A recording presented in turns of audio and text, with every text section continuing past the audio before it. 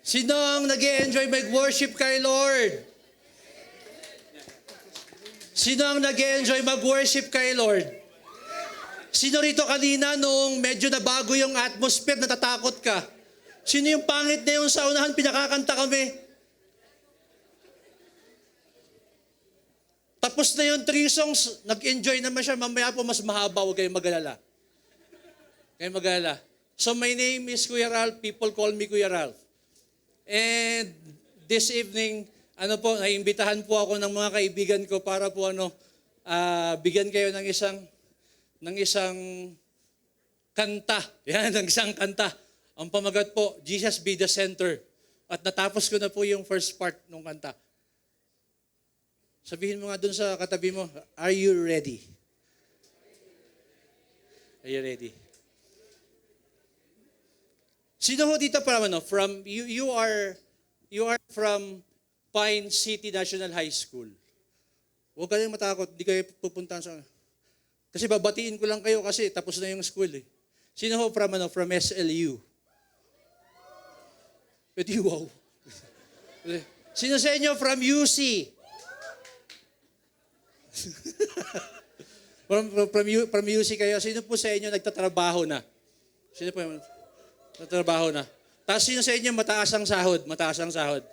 Pwede tayong maging magkaibigan? Hindi, kaya ako lang po natanong kung sino po sa inyo yung mga nag-aaral. Thank you, Brad. Palakpakan nyo nga po yung poging yun. Busy kanina pa yan. Kahit sa ako na magpunta, nandoon siya eh. Diba? So, kaya ako lang po natanong sa inyo kung kayo may mga estudyante ba dito. Kasi, alam niyo po, sa eskwelahan, ganito sa eskwelahan, kapag kami pinag-uusapan kayo, let's say, merong math quiz. Siyempre, papasok yung teacher mo sa loob ng classroom, meron tayong math quiz. Tapos lahat ng mata, lahat ng muka, titingin kayo doon sa pinakamagaling sa math. Di ba? Tama ba? Sige, practice tayo. Let's say si Teacher Myra yung pinakamagaling sa math. Tingin kayo ron. Lahat tingin kayo ron. Tapos ito si Teacher Myra, ito Tapos meron tayong math quiz, tapos sabay-sabay kayo, lahat titingin kayo kay Teacher Myra. Yan, ganyan yun. Tapos minsan naman, may pumasok na naman yung isang instructor, sabi, meron naman tayong poster making contest. So lahat naman ng liig, lahat ng mata, lilingon dun sa pinakamagaling mag-drawing. Tama ba? Let's say si Jose yung pinakamagaling mag-drawing. Tingin kayo ron. Tingin kayo lahat doon. Meron tayong poster making contest, dahan-dahan lahat kayo titingin kay Jose. Ganyan, di ba? Tapos ganito yon. Ito pa. Thank you, Jose. Tapos may mabaho Tapos lahat kayo titingin kayo ron sa mabaho. 1, 2, 3, tingin kayo ron sa mabaho. Ay, wala ba akong binanggit? Parang, mga salbahe itong mga to. Parang, nakatingin daw sila lahat sa akin. Parang ganun. Everybody say, identity.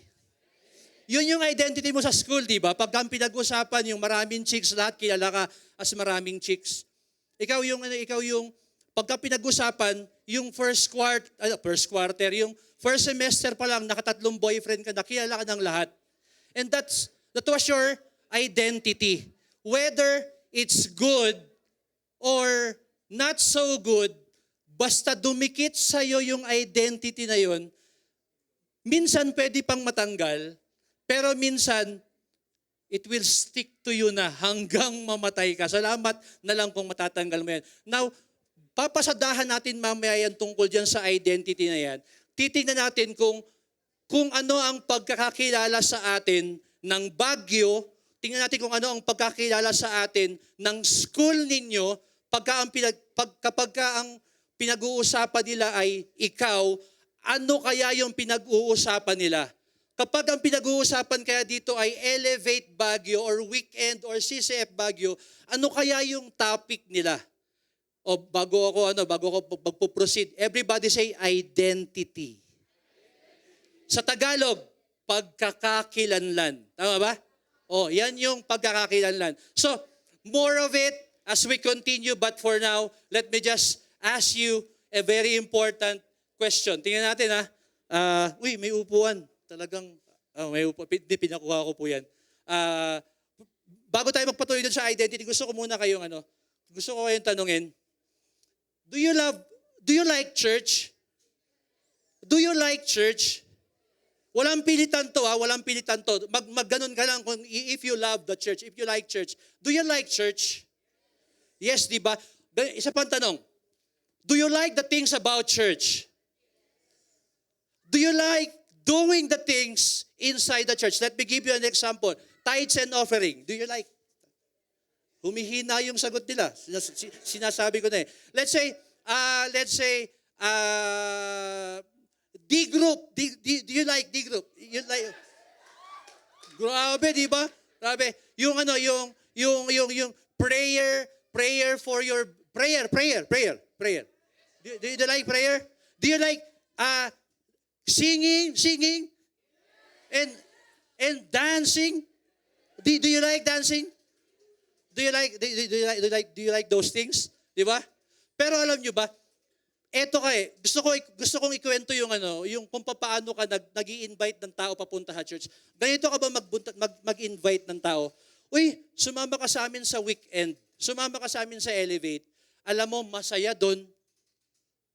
Alam mo, ipagpe-pray ka namin doon. Alam mo yung mga tao doon, ang babait ng mga tao doon. Ganon ka ba mag-invite ng tao sa church? Diba? O wala na. O nakalimutan mo na yung sinasabing invitation. Nakalimutan mo na ba yun? Akala ko ba you love the things about church? Pero, paano ka mag-invite ng tao papunta sa church?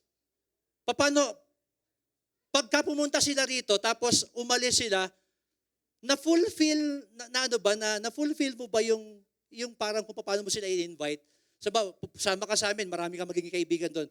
Nung lumabas ba siya, marami ba talaga siya naging kaibigan? Di ba? At ito po yun. Not all people, hindi lahat ng tao na pinapasok mo sa church via invitation ay umuwi na nakuha nila kung paano mo sila in-invite.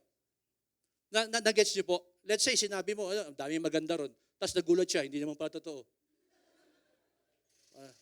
Medyo, di ba? Tapos, alam mo yun, kaya tayo nagkakaroon ng maraming, parang na-promote mo ng napakaganda ang church. Ang tawag doon, masyadong malaki yung expectation na ibinigay mo doon sa invitee mo, and then, only to find out, the church was not able to deliver well. And doon po tayo nagkakaroon ng church hurt. Damihan natin, church hurts.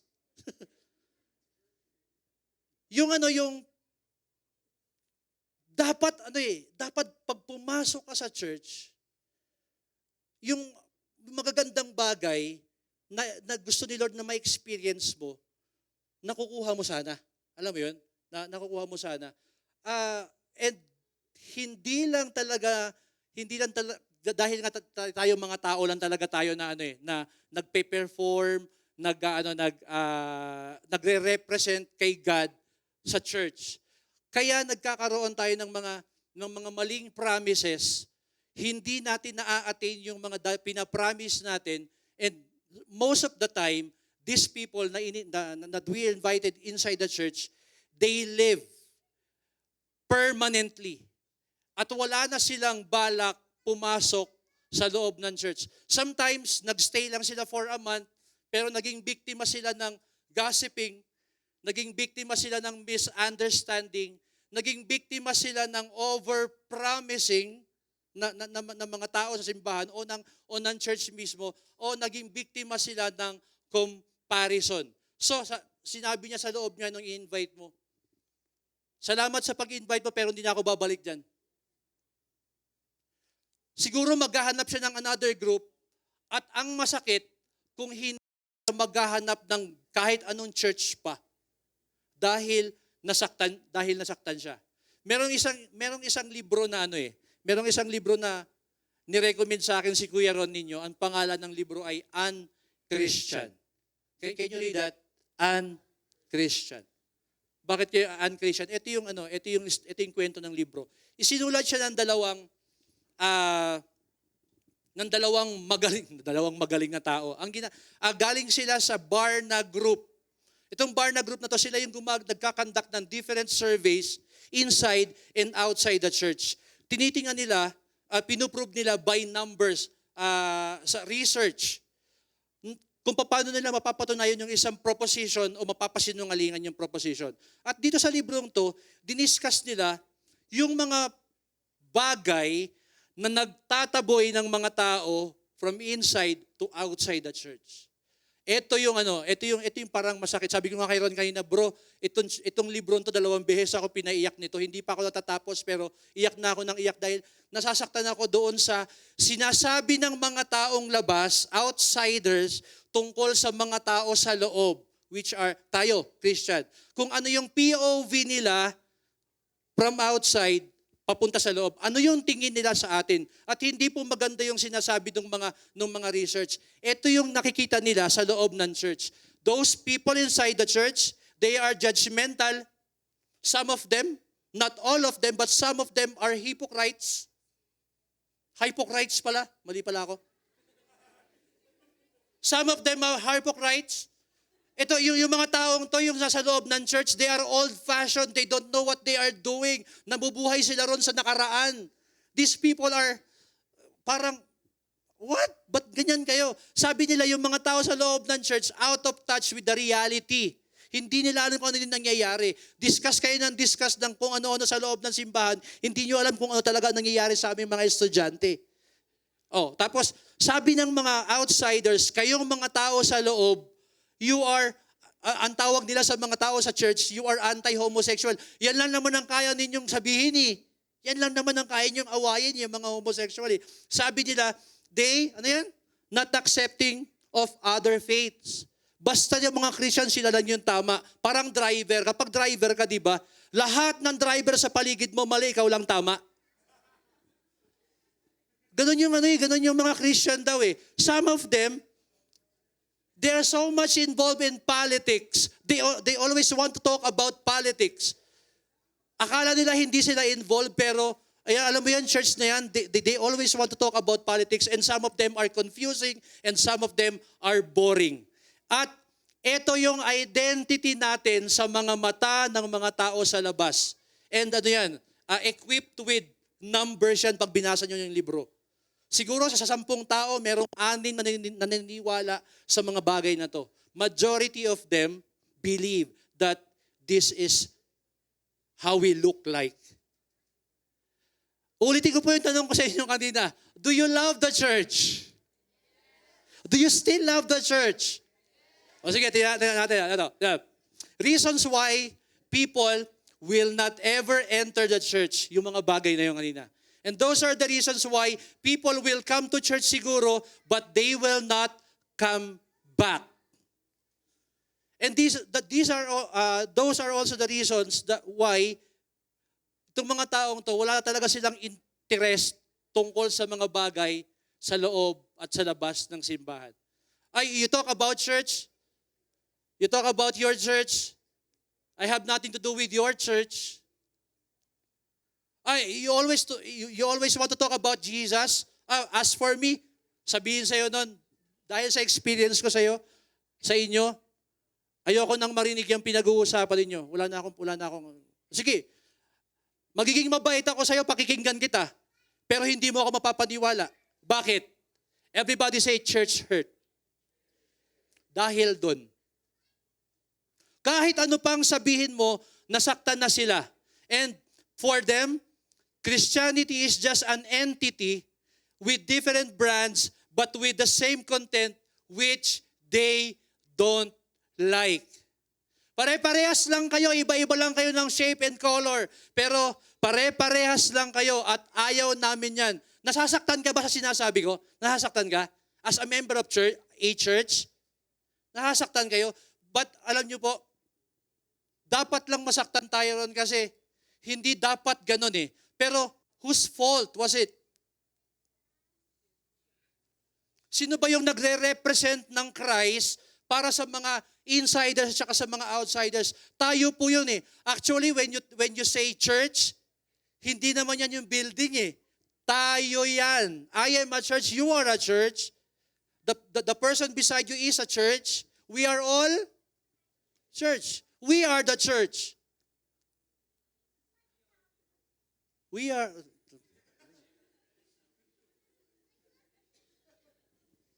ano lang parang, let's not play church. Let's not play church.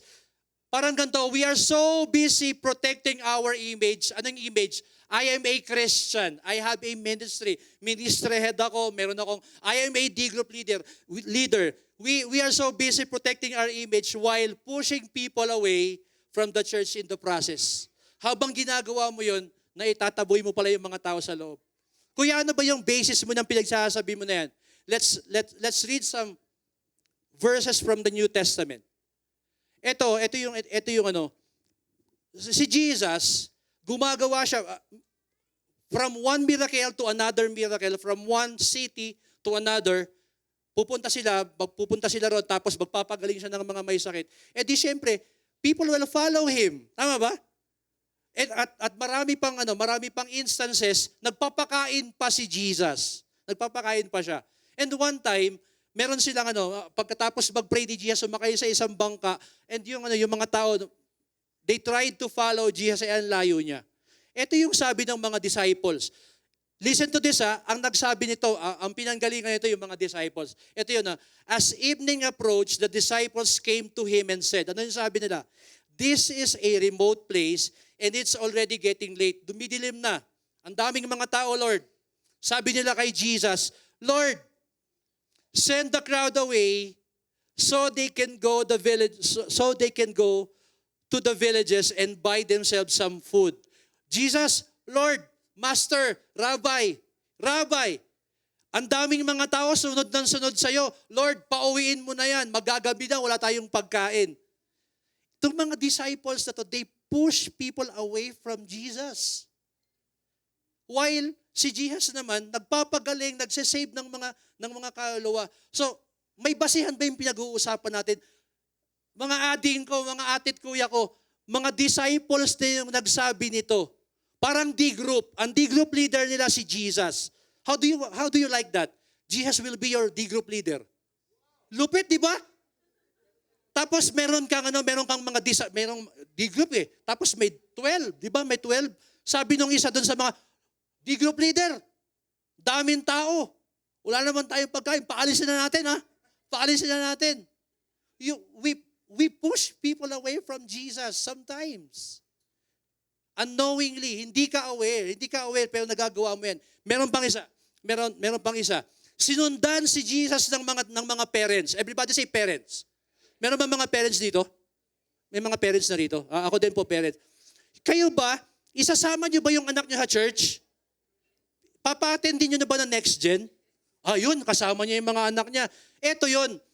Yung mga parents, isinama nila yung mga anak nila sa church. Tapos, sa church, kay Jesus. And then the children, they follow Jesus. Look at this. Then people brought little children to Jesus for him to place his hand on them and pray for them. Jesus, pakipag-pray naman ng mga anak namin. Pag-pray mo yan, mabait yung mga bata na yan.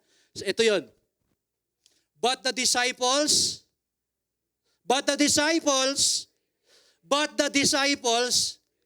uy, mga bata, ang babaho nyo. Maglaro na lang kayo doon, pang adult lang to. Sinong nagsabi? Paano mo nasabi? Paano mo nasabi na pang-adult lang to? When those children, they tried to follow Jesus, the disciples pushed them away. Let me ask you a question. Who pushed them away? Louder! Naiintindihan niyo po yung pinag-uusapan natin? Sino po dito disciple? Tayo to eh. When we ought to represent Christ to the world, yung kabaliktaran yung nangyayari. At eto po, meron po akong na-observe. This is not from any book. Wala pong pinanggalingan to. Nakita ko po ito na madalas nangyayari ito sa sa social life natin, sa family life natin, sa social media, at sa eskwelahan, sa trabaho, madalas nangyayari ito po. Ano po, samahan niyo po ako, tingnan natin kung paano itong nangyayari. Ito po cycle po ito, mag-uumpisa po tayo dun sa blue. Ito po yung nangyayari when Christians fail to represent Christ properly. Let's start dun sa blue po. Basahin nyo. Ready? Read. Sabay-sabay. Ready? Read.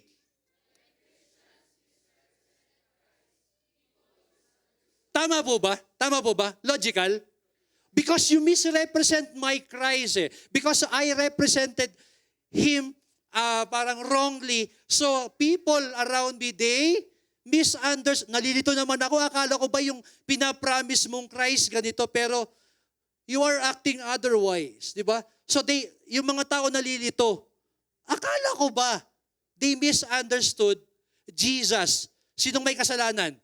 Kasalanan no? Because we misrepresent. And then, what will happen next? Ready? Read.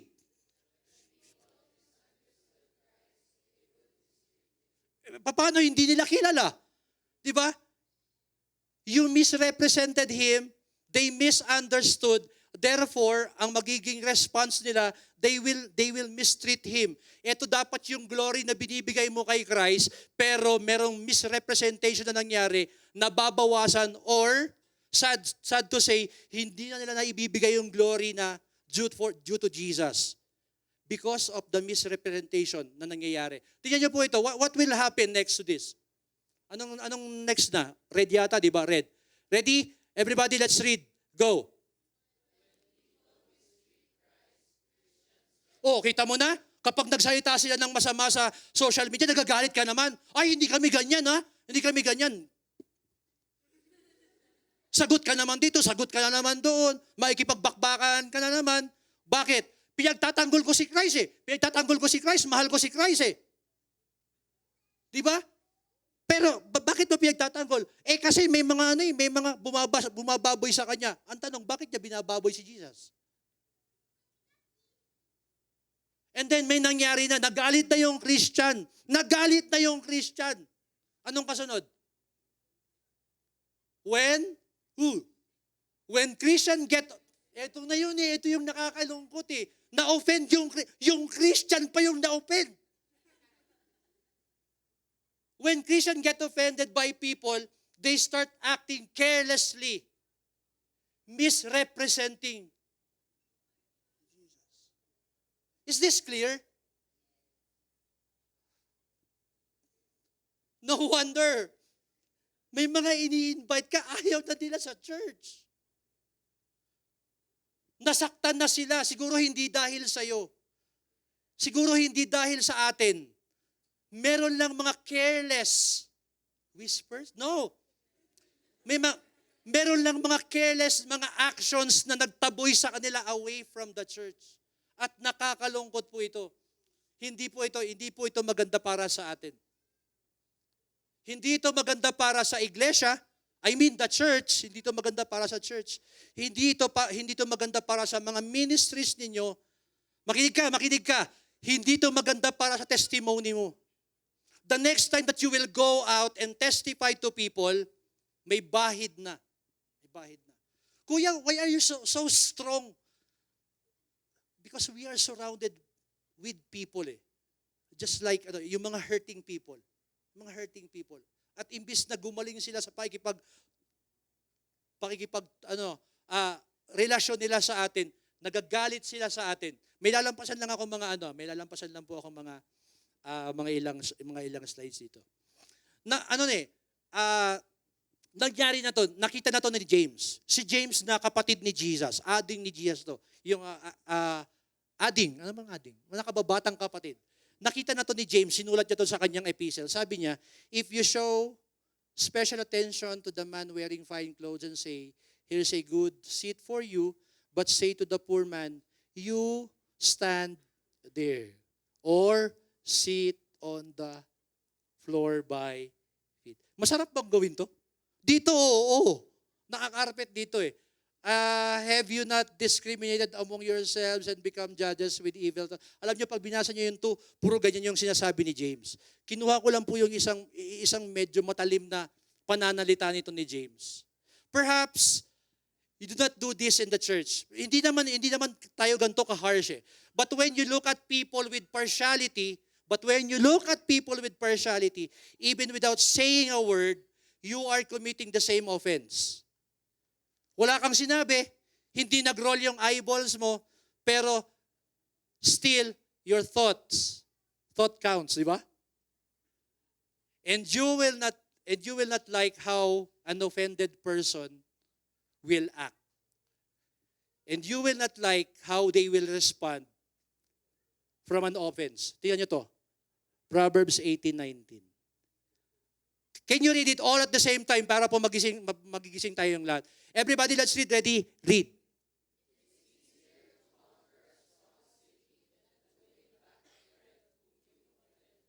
Their walls go up, making it nearly impossible.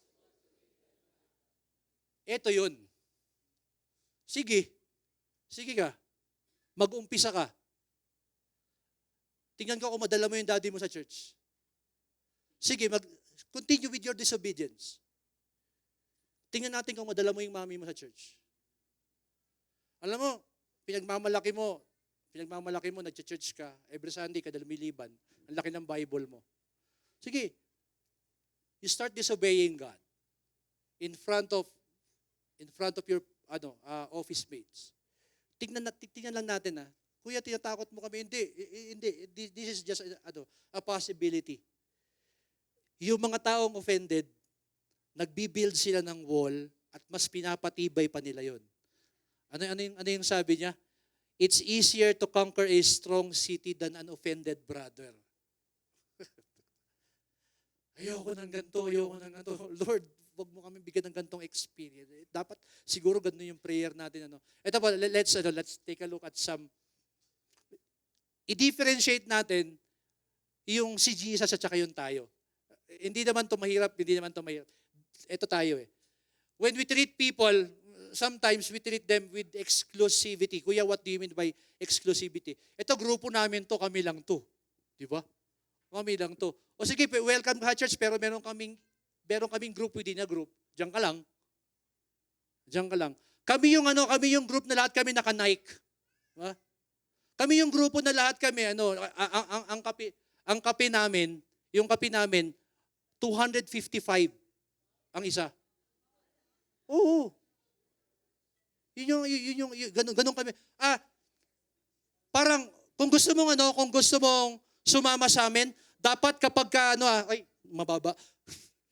Dapat kung gusto mong sumama sa amin, dapat kapag pupunta tayo ng restaurant, may pambayad ka. Dapat ang o-orderin mo yung pinakamasarap nila yung tenderloin. Pagka wala kang pambili ng tenderloin, huwag kang sasama sa amin. Ang para sa tender juicy ka lang.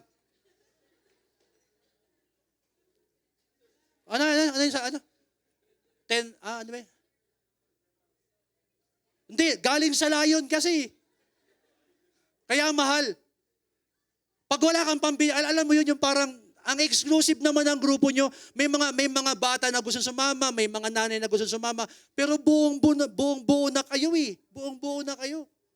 Doon ka na lang, kulang pa sila ng pangit doon. Kumpleto na kami puro pangit dito eh. Alam mo yun, wag ka dito, gwapo ka. Sometimes, ang treatment natin sa kanila with judgment. Na-enjoy mo ba yung itbulaga? Yung bawal ang judgment. Pero most of the time, tama ba spelling ko? Kulang ng E. Tinanggal ko pa kayo, nakala ko tama eh. Parang, we treat them, ayun, tama yung isa. If they know your background, alam mo yun, pag meron silang nalaman tungkol sa background mo, nagbibilang na sila eh. Tinatantosan ka nila. Ay, sige, welcome sa church, pero para sa atin eh. Sometimes we treat them with hypocrisy. Akala lang nila, tiyatanggap mo sila, pero tumataas kilay mo. Ayoko nang masyadong kasi Kukompare natin sila kay Jesus eh. Sometimes, ayun na nga yung sinasabi ni James kanina, yung treatment natin sa kanila with discrimination. Di ba? Ang lungkot, church pa naman to. Di ba? Sometimes, we are being unrealistic. Alam mo, ito yung unrealistic, alam mo yung ibig sabihin, napag-usapan natin dati to sa isang series eh. Yung tiyatawag natin, ano nga ba yun? Yung toxic positivity. Yung mga Christians mahilig dito eh. Alam mo yun, yung classmate mo, malungkot na malungkot, tapos nung tinanong mo, ba't ka malungkot? Nag-break kami ng boyfriend ko eh. Tapos ikaw sabi, wala yan! Wala yan! Broken nga yung classmate mo eh. Di ba? Sometimes yung mga Christian unrealistic eh. Di ba? Nakakita ka na ba ng Christian na untog o kaya nadulas? Ay, praise the Lord, nadulas. Yung para lahat ini-spiritualize. Napaka-unreal. Pagkausap mo, positive pa, okay naman yun, pero minsan you are being unreal, di ba? Yung mga outsiders, sinasabi nila, ganyan ba talaga kayo sa church? Ayoko dyan. Yung hindi ka makaiyak dahil sa pain, hindi ka makahingi ng counseling kasi dapat strong ka, Christian ka eh. Yung duguan ka na kasi nag-aaway kayo ng mami mo, aatin ka ng D-group. Wala akong problema. Wala akong problema. Pero pag na-touch yung issue mo, iyak ka ng iyak. For once naman, let's be real. Pinapanood tayo ng madlang people.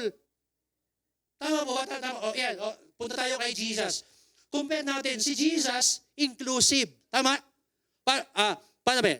Yung inclusive, yung isang kwento tungkol kay Jesus. Mamaya pala may verse doon. Alam mo yung babaeng, yung babaeng nahuli na pakikiapid. Di ba sabi ni Jesus, batuhin yan, makasalanan yan, batuhin yan, sabi ni Jesus, di ba? Tama ba? Di. Yung mga Pharisees nagsabi no, nahuli namin to, naikiapid eh. Sabi ni Jesus, ikaw, at saka ikaw, lahat ng walang kasalanan, kumuha ng bato, sabay-sabay nating batuhin yan. May nakapulot ba ng bato? Si Jesus masyadong inclusive. Pag lumapit ka sa kanya, bibigyan ka pa niyang baon. Di ba pinapakain niya yung mga pupunta sa kanya? Ganon siya ka-inclusive eh. Hindi siya judgmental. He is so... Gusto mo yung Jesus ko? Gusto mo yung Jesus ko? Nakaka-inlove yung qualities ni Jesus kung paano siya makapag-relationship sa atin. He's so authentic, hindi siya unrealistic. Diba? So welcoming. This is my God. Kaya nga kanina nung kumakanta tayo, from my heart to the center. Tama ba? Jesus be the...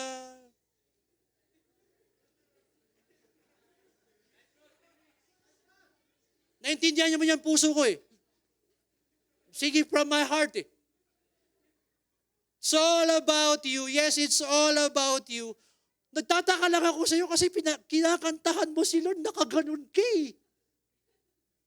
Patayin kaya natin yung aircon. Ito walang pilitan to. Kung mahal mo si Lord, dapat halata. Yung papalakpak ka, 1/4. Alam mo, yung manok nga na 1/4, di makabusog eh. Di ba? Ito yung sinasabi ko sa inyo. Ito. Pharisees, di ba yung mga Pharisees? They ought to represent Christ kasi they are men men lang pala of the law. Dapat nire-represent nila si Christ pero sila, hindi nila nire-represent si Christ. Ito yung, when they kept on questioning him, he straightened up and said to them, let any one of you who is without sin be the first to throw a stone to her, sabi ni Jesus. Jesus straightened up and asked her, woman, where are they? May bumato ba sa'yo? Walang bumato. Takot lang nila, di ba? Has no one condemned you? No one, sir, she said. Then either do I condemn you, Jesus declared. Sabi ni Jesus, ako hindi rin kita ikaw condemn. Ang gawin mo lang, go now at huwag ka nang uulit-ulit. Diba? Huwag ka nang uulit-ulit. Yun lang naman eh. Sinagip ni Jesus yung buhay ng babae. Ito po, matatapos na. Tapusin na natin ha. Mag-i-end na ako sa kwento.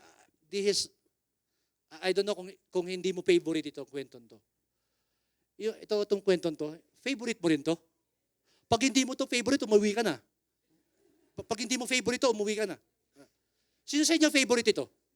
Taas mo yung kamay mo, yung favorite yung kwentong to. The Prodigal Son. Pag hindi mo to favorite, umuwi ka na. Sinasabi ko, totoo to. Hindi, I'm just giving you an emphasis. Dapat favorite mo to, bakit? The prodigal son did the right thing when he went straight to his father. Alam niyo yung kwento? Nagkasala siya, di ba? Tapos, ano nangyari? Nagkasala. Gustong umuwi. Pero bago siya umuwi, nagko-compose siya ng script niya para sasabihin niya sa daddy niya pag uwi niya. Tapos, nung umuwi na siya, from afar, malayo eh. Layo eh. Ba? Layo eh. Nasabi ba niya yung piyesang kinumpose-compose niya? Alam niyo yung kwento, nakakainis kayo. Alam niyo yung kwento. Ito yung gusto kong sabihin sa inyo. Makinig kayo ha. Makinig kayo. Can you imagine if the prodigal son first approached the manong, the kuya? What will happen? What will possibly happen? Can you imagine kung anong gera to? Walang iya ka, bumalik ka, patay ka na eh. Di ba yun yung sabi niya? Yun yung sabi niya. Ba't ka bumalik-balik dito? Huwag ka magpapakita kay tatay. Huwag ka magpapakita kay tatay. Look straight to Jesus. Gusto kong i-drama. Nandun yung tatay. Ito yung prodigal son. Di ba? Maraming tao kunyari maraming tao.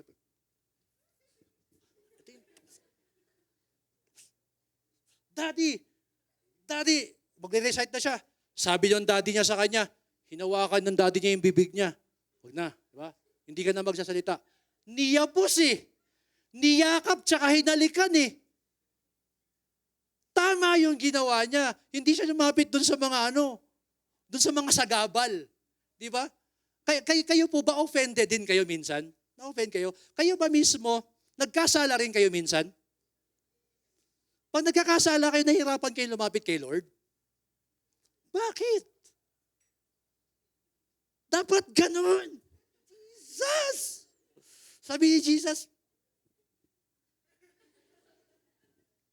dapat hindi ka nahihirapan lumapit kay Jesus eh. When people misrepresent Christ, ito na yun, no? Look straight to Jesus. Kuya, ang tagal mo nagsalita, yan lang pala yung message mo. Totoo naman din. Ito yung cliche na sinasabi ng simbahan. Ito na naman tayo sa mga jargon. Huwag kang titingin sa tao. Tumingin ka lang kay... Tama ba? Tumingin ka lang. Cliche. Yun naman yun eh. Pero as cliche, kahit gano'n na siya ka-cliche, kahit lagi natin pinag-uusapan, nag-grow ka na ba dun sa cliche na yun? Ikaw ba talaga nakafocus ka kay Jesus? Yun totoo lang. Yung kapag ang pinag-usapan natin, clear ba yung pagtingin mo kay Jesus? Clear ba siya? You are saying, you may say I'm not trying really hard looking unto Jesus. But whenever I try my best to look unto Jesus, I see people. Alam mo yun, yung gusto ko talaga naman maging close kay Jesus, ayoko talaga pansinin ng mundo, pero pag titingin na ako kay Jesus, ang nakikita ko mga tao. And nare-remind ako nung pain, nung hurt that they caused me. Di ba? As I see them, I remember the pain. Siguro, hindi ka masyado nakafocus. Medyo, kailangan ng konting timon-timon doon sa inyong, ang tawag yung camera. Hindi naman tayo lahat camera. Hindi naman tayo lahat nagka-camera. Pero medyo malabo siguro yung pagtingin mo kay Jesus. Meron akong isang old song na mag-explain, na i-recite ko lang sa iyo, that will explain to you paano yung focus. This is how to focus. And if you know the song, I want you to sing it with me. Diba? When I look into your holiness. Tama ba yung kanta? Yung tono ko? When I gaze into your loveliness. Ulitin ko. When I look into your... Ang tagal ng keyboard. Inulit ko na nga eh. Inuulit ko na nga eh. Ulitin ko. When I look into your holiness. When I gaze into your loveliness.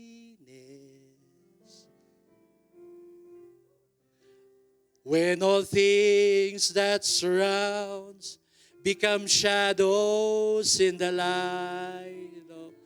Ganon yung focus. When all things that surrounds will just become shadows. Dahil ang nakikita ko lang yung light ni Jesus. Kahit yung classmate mong pangit, masyado kang dinadown nung kaklase mong yan, sabi mo, hindi, wag ka dyan, lalapit ako kay Jesus. When all things that surrounds become shadows in the light of you. Naalala ng nanay mo, naalala ng tatay mo yung mga kasalanan mo pa noon, di ba? Pinaalala nila sa'yo, kakanta ka lang na ngayon, when all things that surrounds become shadows in the light of you. I worship you. Ooh. I worship you. Ooh. The reason I live, let's sing, is to worship you. Ooh. I worship. Sing it to the Lord. Focus, focus. I worship. Grabe si Lord. Ooh. The reason I live is to worship. Ito yung focus. Ito yung focus. Wala kang titingnan si Jesus lang. Offended ako. Oo, offended ka. Tawiran mo yung offense na yan. Sinner ako eh. Oo, tatawirin mo. Patatawarin ka naman nung mamimit mo nun sa kabilang dulo. Diba? When all things that surround will just become shadow. Dahil ang nakikita mo si Lord. Alam mo, pinag-uusapan natin yung identity kanina. Mag-e-end na ako. Pinag-uusapan natin yung identity kanina. Merong isang passage dito sa John chapter, sa 3 John. Eto, si Gaius, merong basahin na natin. The elder to my dear friend Gaius, whom I love. Sino yung nagsulat? Si John. I love in the truth. Dear friend, I pray that you may enjoy good health and that all may go well with you, even as your soul is getting along well. Ito, nandito pala yung it gave me great joy when some believers came and testified about your faithfulness to the truth, telling how you continue to. Ang napansin ko po dun sa verse, if this is the church, yung mga tao ang nagte-testify about you. Ito yung POV nila sa atin. Ito yung sinasabi nila, alam mo, nabalitaan ko, galing dun sa mga taga dyan, sabi niya, believers came and testified about your faith. Gusto niyo ba yung ganito? Yung Baguio yung magkukwento tungkol sa atin? Bababa sila ng La Union, bababa sila ng Manila. Alam niyo, talaga, si Christ buhay na buhay sa Baguio.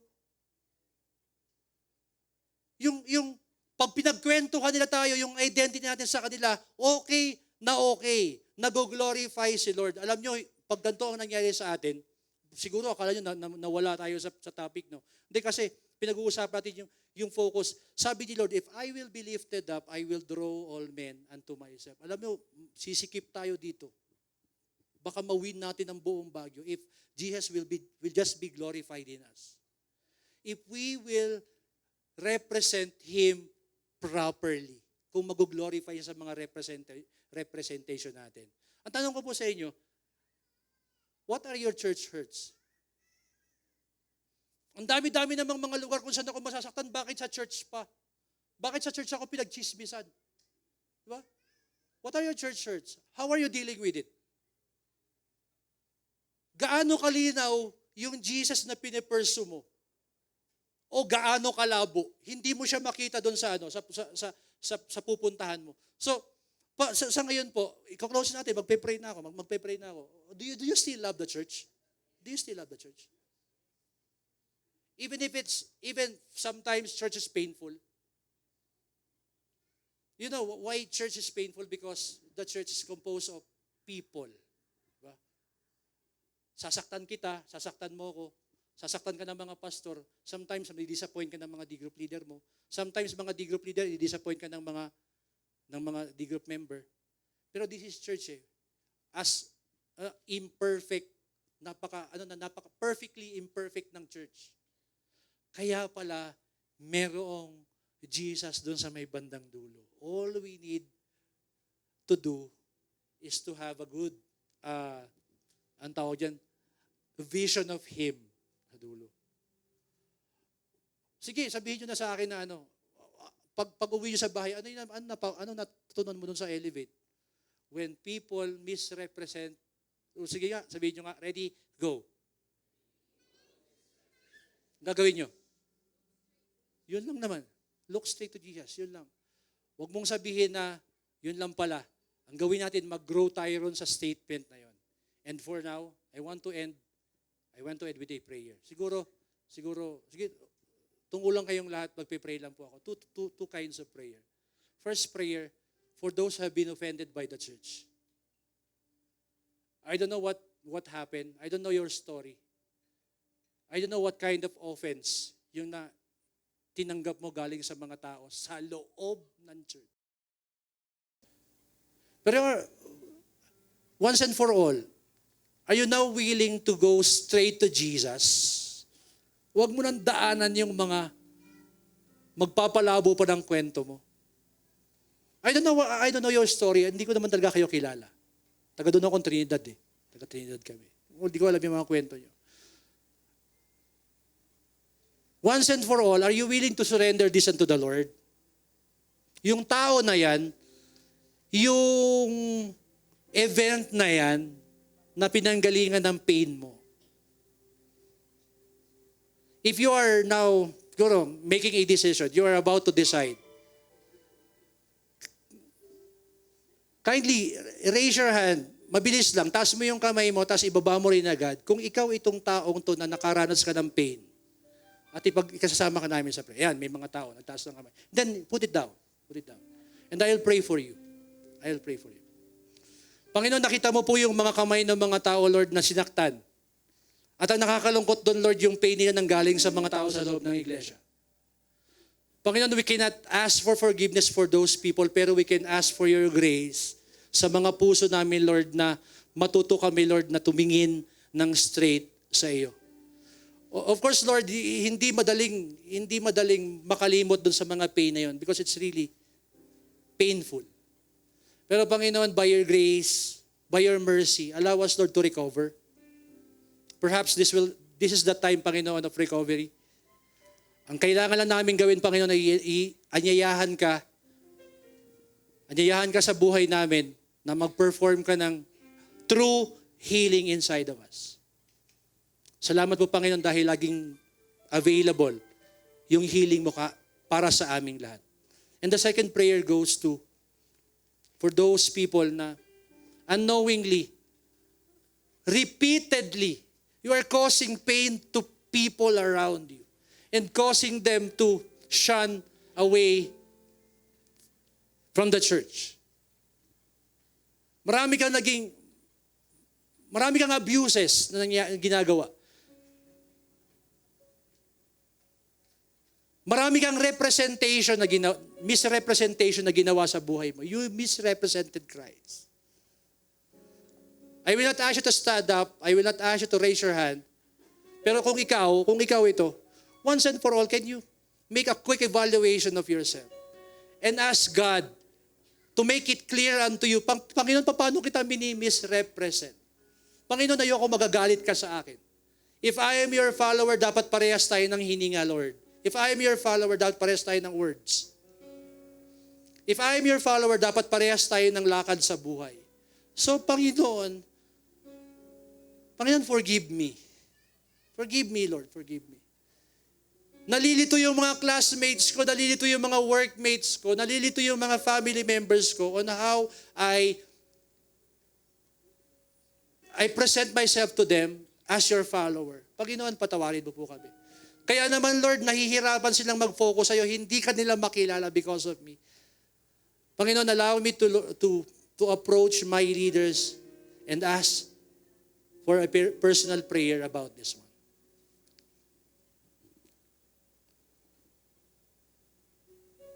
And siguro, yung last minute ibibigay ko sa'yo for you to pray your own prayer.